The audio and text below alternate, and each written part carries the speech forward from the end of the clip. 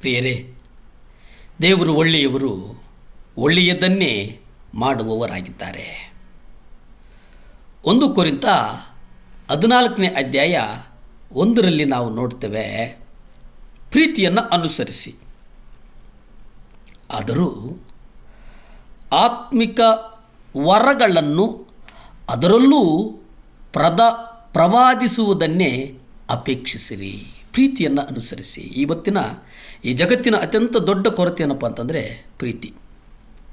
ಆ ಪ್ರೀತಿ ನಿಜವಾಗಿದೆಯಾ, ಅಥವಾ ನಮ್ಮ ಬಳಿ ಅವರು ಏನಾದರೂ ಪಡೆದುಕೊಳ್ಳುವುದಕ್ಕೋಸ್ಕರ ಪ್ರೀತಿಸುವ ಹಾಗೆ ನಾಟಕ ಮಾಡ್ತಾ ಇದ್ದಾರಾ ಎಂಬುದೊಂದು ಇವತ್ತು ನಾವು ತಿಳಿದುಕೊಳ್ಳುವುದಕ್ಕಾಗಲ್ಲ. ನಮ್ಮ ಮುಂದೆ ನಮ್ಮನ್ನು ಪ್ರೀತಿಸ್ತಾರೆ, ಹಿಂದೆ ನಮ್ಮ ಕುರಿತು ತರಹವೇರಿಯಾಗಿ ಮಾತನಾಡ್ತಾರೆ. ಆದರೆ ಸತ್ಯವೇದದಲ್ಲಿ ಬಹಳ ಸ್ಪಷ್ಟವಾಗಿ ಹೇಳ್ತದೆ, ಎಷ್ಟು ಚಂದ ಹೇಳ್ತದೆ ಅಂತಂದರೆ, ಪ್ರೀತಿಸಿರಿ, ಪ್ರೀತಿಸಿ. ನೀವು ಹೊಸ ಒಡಂಬಡಿಕೆಯಲ್ಲಿ ಎಲ್ಲ ವಿಶ್ವಾಸಿಗಳು ಪ್ರವಾದಿಗಳು ಆಗಬೇಕೆಂಬ ಕರೆ ಕೊಡಲ್ಪಟ್ಟಿಲ್ಲ. ಅಲ್ಲಿ ನಾವು ನೋಡ್ತೇವೆ, ಪ್ರೀತಿಯನ್ನು ಅನುಸರಿಸಿ. ನೀವು ಪ್ರೀತಿಯನ್ನೇ ಅನುಸರಿಸಲಿಲ್ಲ ಅಂತಂದರೆ ಬದುಕಿನಲ್ಲಿ ನೀವು ಏನನ್ನೂ ಅನುಸರಿಸುವುದಕ್ಕೆ, ಏನನ್ನೂ ಕಟ್ಟುವುದಕ್ಕೆ ಸಾಧ್ಯವಿಲ್ಲ. ಯಾಕಂದರೆ ಆ ಪವಿತ್ರಾತ್ಮನು ಸುರಿಸಲ್ಪಟ್ಟಾಗ ಅಲ್ಲಿ ಉಂಟಾಗುವಂಥ ಒಂದು ಫಲಿತಾಂಶ ಏನಪ್ಪ ಅಂತಂದರೆ, ಅಪೊಸ್ತಲರ ಕೃತ್ಯಗಳು 2ನೇ ಅಧ್ಯಾಯ 17, 18 ನಾವು ನೋಡುವುದಾದರೆ, ಕಡೇ ದಿವಸಗಳಲ್ಲಿ ನಾನು ಎಲ್ಲ ಮನುಷ್ಯರ ಮೇಲೆ ನನ್ನ ಆತ್ಮವನ್ನು ಸುರಿಸುವೆನು. ನಿಮ್ಮ ಕುಮಾರರು ಕುಮಾರ್ತೆಯರು ಪ್ರವಾದಿಸುವರು. ಪ್ರಿಯರೇ, ಇಲ್ಲಿ ನೋಡಿ, ಕರ್ತನು ಕಡೆಯ ದಿವಸಗಳಲ್ಲಿ ಎಲ್ಲರ ಮೇಲೆ, ಎಲ್ಲ ಮನುಷ್ಯರ ಮೇಲೆ ಆತನ ಆತ್ಮವನ್ನು ಸುರಿಸುವವನಾಗಿದ್ದಾನೆ.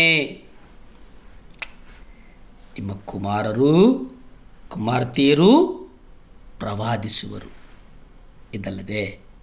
ಇದಲ್ಲದೆ ನಿಮ್ಮ ಯೌವನಸ್ಥರಿಗೆ ದರ್ಶನಗಳಾಗುವವು. 3ನೇದು, ನಿಮ್ಮ ವೃದ್ಧರಿಗೆ ಕನಸುಗಳು ಬೀಳುವವು ಎಂದು ದೇವರು ಹೇಳ್ತಾನೆ. ಅಷ್ಟೇ ಅಲ್ಲ ಪ್ರಿಯರೇ, 18 ನೋಡೋದಾದರೆ 18 ಹೇಳ್ತಾನೆ, ಇದಲ್ಲದೆ ಆ ದಿನಗಳಲ್ಲಿ ನನ್ನ ಸೇವಕಿಯರ ಮೇಲೆಯೂ ನನ್ನ ಆತ್ಮವನ್ನು ಸುರಿಸುವರು.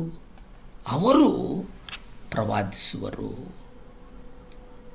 ಪ್ರವಾದಿಸುವುದು, ಪ್ರವಾದಿಗಳು ಪ್ರವಾದಿಸುವ ವರ ಇವತ್ತು ಅನೇಕರಿಗೆ ಅದು ತಪ್ಪಾದ ಕಾರ್ಯವಾಗಿದೆ. ಇವತ್ತು ಪ್ರವಾದನೆಗಳಾಗಿ ಉಳಿದಿಲ್ಲ. ಪ್ರವಾದನೆಗಳು ಇವತ್ತು ವೈಯಕ್ತಿಕ ಈರ್ಷೆಗಳಿಗಾಗಿ, ವೈಯಕ್ತಿಕ ಲಾಭಗಳಿಗಾಗಿ, ವೈಯಕ್ತಿಕ ಆಸ್ತಿ ಅಂತಸ್ತುಗಳಾಗಿ ಇವತ್ತು ಬದಲಾಗಿ ಬಿಟ್ಟಿದ್ದಾವೆ. ಪ್ರವಾದನೆ ಎನ್ನುವಂತಹ ಒಂದು ಮಹತ್ತಾದಂಥ ಕಾರ್ಯಗಳು ಇವತ್ತು ನಗೆಪಾಟಲಾಗಿವೆ. ನಗು ಬರುವಂತಹ, ನಗಿಸುವಂತಹ ಒಂದು ಕಾರ್ಯಕ್ರಮಗಳಾಗಿ ಬಿಟ್ಟಿದ್ದಾವೆ. ಆದರೆ ಕರ್ತನು ಕೊಟ್ಟಂಥ ಆ ಪ್ರವಾದನೆಯ ಆತ್ಮವನ್ನು, ಆ ಪ್ರವಾದನೆಯ ಅಭಿಷೇಕವನ್ನು ನೀನು ಹೇಗೆ ಕಾಯ್ದುಕೊಂಡಿದ್ದೀಯಾ, ಅದನ್ನು ಹೇಗೆ ಜನರ ನಡುವೆ ಪ್ರಕಾಶಮಾನವಾಗಿ, ದಿದ್ಯಪ್ಯಮಾನವಾಗಿ ನೀನು ಬೆಳಗ್ತಾ ಇದ್ದೀಯಾ ಅನ್ನುವಂಥದ್ದನ್ನು ನೀನು ಎಂದಾದರೂ ನಿನ್ನ ಹೃದಯವನ್ನು ಮುಟ್ಟಿ ಒಮ್ಮೆ ಪರೀಕ್ಷಿಸಿಕೊಂಡಿದ್ದೀಯಾ?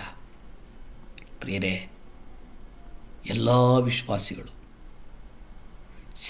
ಸೇವಕಿಯರ ಮೇಲೆ ಕರ್ತನು ಒಂದು ಅಭಿಷೇಕವನ್ನು ಸುರಿಸ್ತಾನೆ. ಒಂದು ಅಭಿಷೇಕ, ಅದು ನಮ್ಮನ್ನು ಪ್ರೋತ್ಸಾಹಿಸ್ತದೆ, ನಮ್ಮನ್ನು ಪ್ರೇರೇಪಿಸ್ತದೆ, ನಮ್ಮನ್ನು ಭಕ್ತಿ ಮಾರ್ಗದಲ್ಲಿ ನಡೆಸ್ತದೆ.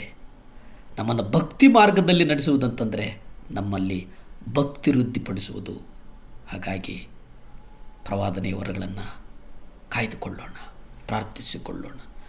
ಭೂಮಿ ಆಕಾಶಗಳನ್ನು ಉಂಟು ಮಾಡಿದಂಥ ಸರ್ವಶಕ್ತನಾದಂಥ ದೇವರ ಸ್ತೋತ್ರಪ್ಪ. ದೇವಾ ಸಹಾಯ ಮಾಡು ಸ್ವಾಮಿ.